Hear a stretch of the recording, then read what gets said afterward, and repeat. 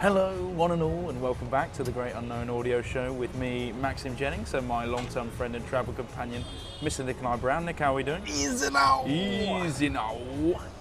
And we're once again joined by our special guest and co-traveller, Mr. Aryan Shah. Aryan, how are you? Good, thanks. Yeah. Just sorry, I had a bit of a mouthful there, but yeah, not doing too bad. Very good, very good. So we are back with you after a small time out, enjoying the Indian sunshine in Goa.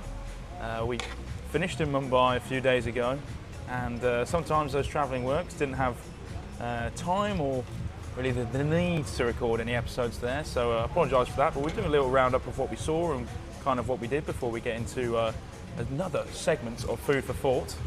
So boys, Mumbai, what were our opinions? Big ass metropolis, crazy,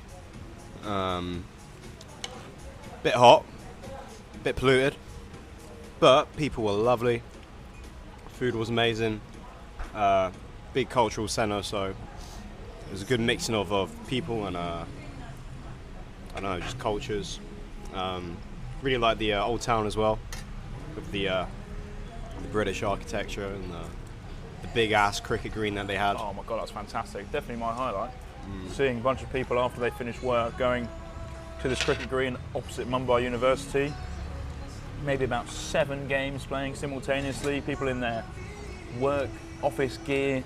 No time to change clothes before going out and playing some cricket in while the sun's setting. Absolutely fantastic stuff.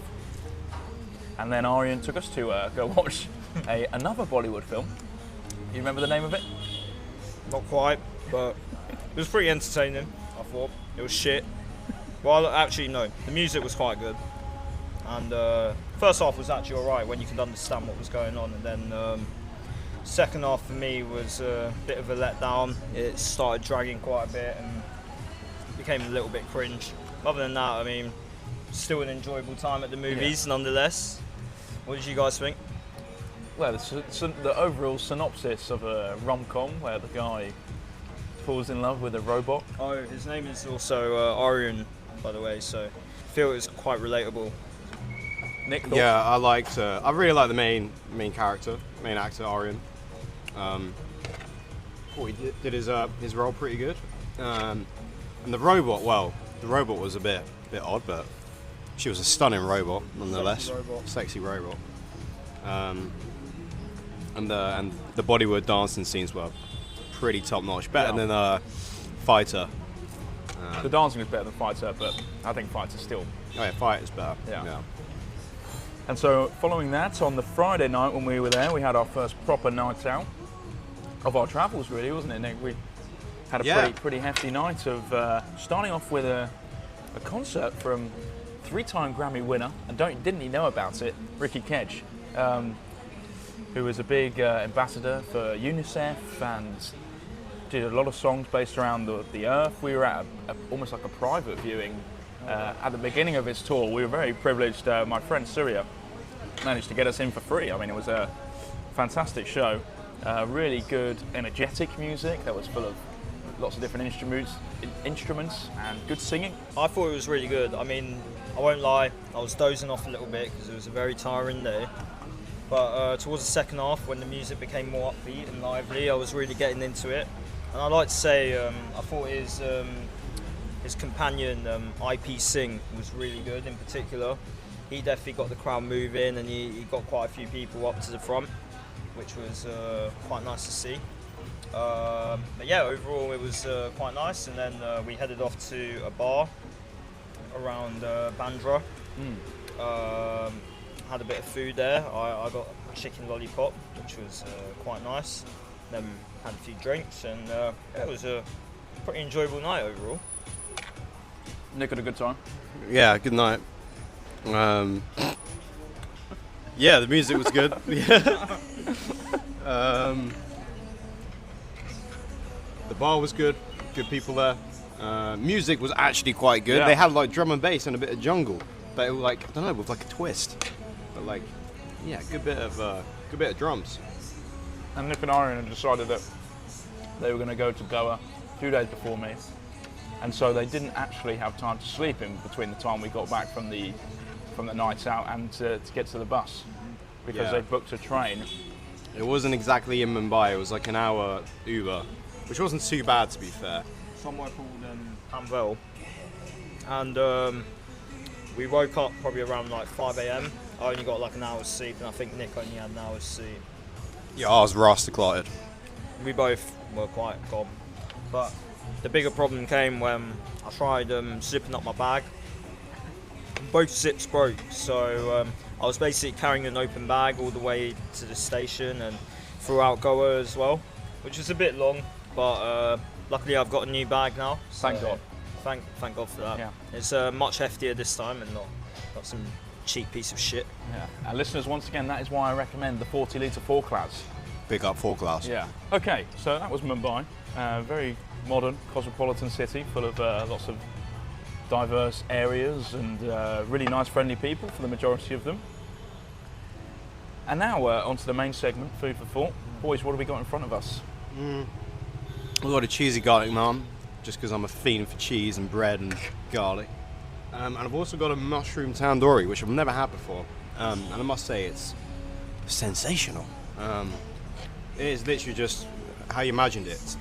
Mushroom coated in tandoori spice with a nice soft texture. I got probably the biggest dosa I've ever seen. Size of a bazooka. Yep, size of a rocket. Called the Rai's dosa, which basically has cashew and chicken curry in it. Usually with a dosa you wouldn't have a chicken curry, but I feel like this went really well. There was just a few pieces of chicken and the sauce is like really nice and not too spicy either. Although the size of this dosa is just insane. Like I've never struggled to finish one before, but this might be my first opponent. First time you're bowing out. I won't bow out. Look how much I got left. That's like. Char's bowed out for every meal we've had so far, by the way. You ordered way too much. I always over-order for the table, but it's what it is. I mean, I just love my food that much. What can I say? When in Goa. Yeah, when in Goa. And I also ordered the veg harabara kebab, which basically also has like grinded cashew and spices within it. I recommended that Nick try it for the first time, and he will now give his opinion on it. Yeah, 7 out of 10. It was alright. It was, yeah, I've never had anything like it. But, yeah, it's not as good as my mushroom tandoori. It's not quite gobi Manchurian. And it's not quite, yeah, Shah showed me this gobi Manchurian dish the other day. Oh, it's fit. Just like, sorry, just dribbled there. Salivating is a good sign of enunciation. Yeah. Yeah, it was like deep fried cauliflower with like just a shit ton of spice. Excuse my French. And I have the chicken rah, up the rah, which is very much. It's a very chickeny curry. There's a bit of a kick to it, but it's nothing sensational. As the gentleman comes over to look at how we're doing, so I'll just be kind. But it tastes good. It's got some good spice into it, and it's a nice meaty dish. As he keeps looking at me. I think he wants to be a part of the podcast. It's a strong performance. I think everything we've had so far in Goa has been relatively good standard. Obviously known here for their seafood, but Nick's not a big fan of seafood, so... I'm pretty sure I am the only one, though, to have seafood so far. I had some calamari. No, I had prawns when we met Divot and his mate the other day. Yeah, we met these two lovely Indians who we sat down with once we got talking to them at the restaurant. And they bought us our dinner in the end, so fucking great. Excuse my French again, sorry. I think the listeners are used to it by now. Yeah, my foul language. I do have to say I am kind of hanging, as we are all. It's been 4 days of drinking non-stop, and yeah, I'm feeling it. But nonetheless, I have a lovely pina colada in my right hand, which Hair of the dog? we'll now sip. Woof, woof.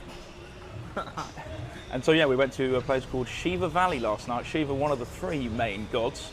It was a techno trancey kind of place, really nice setup, right by the beach.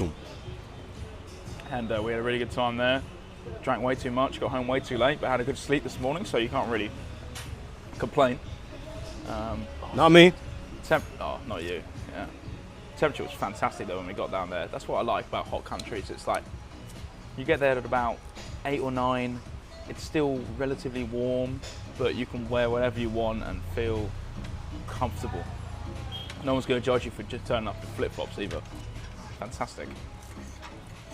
Yeah, there was some freaks there though, like some weird ass Donnies, like, and it was crazy. It actually was kind of crazy. Like a lot of Russian people there.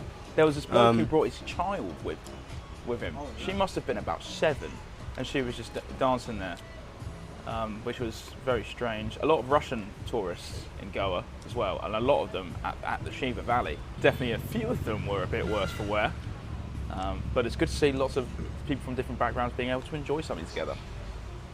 One interesting thing from last night was one of the guys who was at the bar with us. Can't disclose his name just in case he doesn't want to be known on this podcast, but Infamous. the infamous mid-30s man, let's say. So when we walked out of our hostel today to go for lunch, we see a guy in a green Hawaiian shirt walking back, kind of like swaying a bit. And it turns out he had been at that party until around 1 or 2 p.m. today.